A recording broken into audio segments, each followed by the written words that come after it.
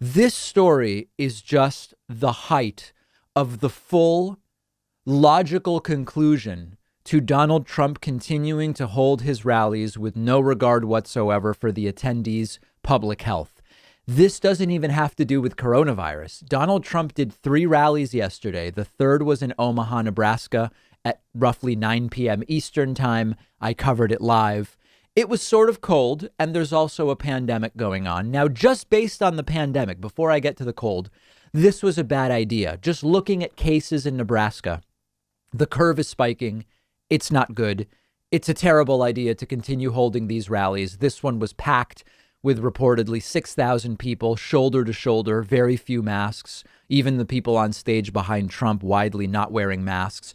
Trump said there were 29,000 people there. That was a lie, but there were 6,000 people, and that's way too many for when you have a global 100-year pandemic. But that's the case at every rally. Last night, there was the added humiliation for Donald Trump, which was that it was cold. And Donald Trump wrapped up quickly, actually one of the shortest rallies he's given in this campaign yesterday because it was cold. And Trump flew out on Air Force One to, I think it was wherever he was overnighting, maybe Las Vegas or something like that. The temperature dropped to nearly freezing. Rally goers started lining up to get their bus rides back to their parking lots 4 miles away. But the buses weren't there. The buses couldn't get in because outbound traffic from the airport where they held the rally occupied both the inbound and the outbound lanes. All traffic was going out. Buses couldn't get in.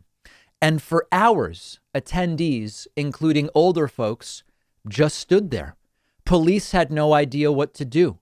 Some groups started walking miles on the sides of the road. I mean, it became almost post-apocalyptic. And then the hypothermia 911 calls started. People were stranded. Police were saying, we need 30 buses here now. Can you imagine? And if you look at the tweets monitoring the Omaha police scanner, you start seeing reports of medics treating parties, police requesting incident command to put people in a warehouse because people are freezing. We need more medics. We have 1 medic treating 4 people. Calls flying in about elderly folks needing assistance, 8 to 9 elderly people struggling, elderly party unable to move with altered mental status, elderly male down. Trump, by continuing to hold these ego-boosting rallies, his ego, created a dystopian, post-apocalyptic scenario. I actually recently read a really great novel called Station 11. It's by Canadian author, I believe, Emily St. John Mandel. And it is actually a post-pandemic dystopian novel. And there are exactly these scenes, people walking miles into or out of airports with no transportation. In the book, it's because there's no more fuel. Here, it's a different scenario. This is what Trump created last night with his ill-advised rally, all to feed his ego.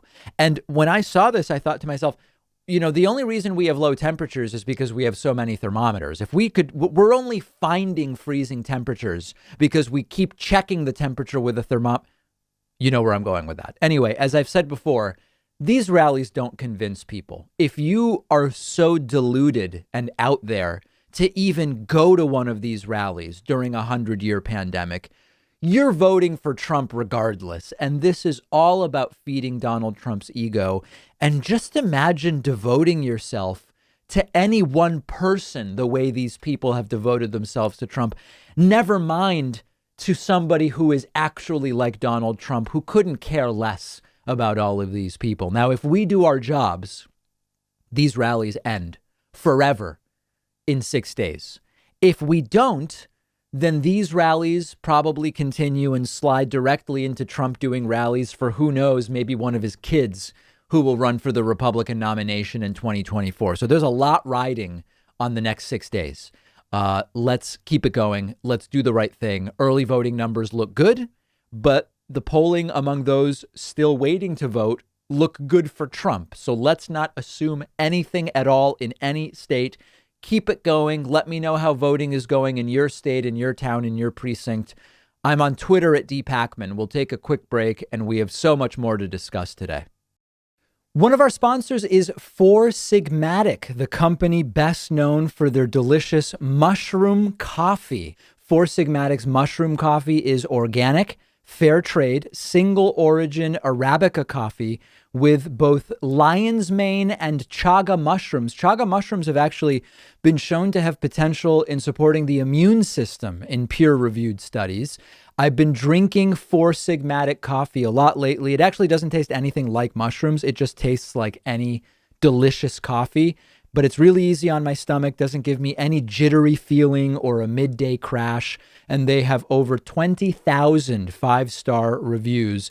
And best of all, if you don't love it, you'll get 100% of your money back because they stand behind their product. You've got nothing to lose by giving it a try.